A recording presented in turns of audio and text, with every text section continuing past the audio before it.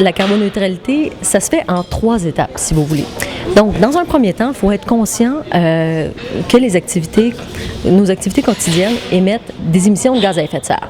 Donc, la première étape consiste à réduire au minimum ces émissions de gaz à effet de serre.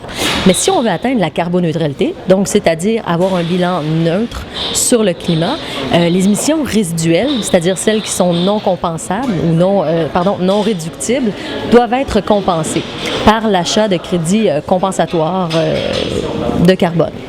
Donc, c'est un peu ce à quoi consiste la carboneutralité, là, grossièrement. Ces crédits-là, comment ils sont utilisés?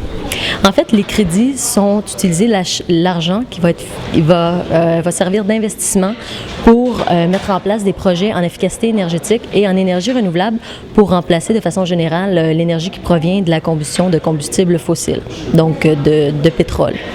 Donc, finalement, le remplacement par une énergie qui est propre, verte, non polluante. Donc, on réduit ailleurs ce qui est impossible de réduire dans un premier temps. C'est ça, exactement. Donc, c'est comme si je vous mettais ici une photo là, d'une centrale au charbon.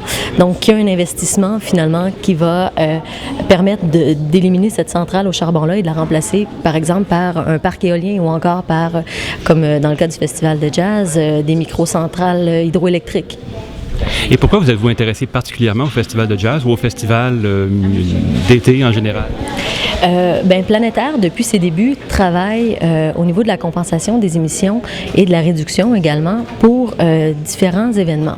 Maintenant, si on pense que nous, en tant qu'individus au quotidien, on émet des gaz à effet de serre, imaginez ce que peut représenter un festival de l'envergure un événement de l'envergure du Festival de jazz, donc où il y a près de 2 millions de personnes qui se déplacent. Donc, considérant cet impact-là, l'impact environnemental est considérable et la réduction et la compensation des émissions devient finalement un impact positif sur le climat.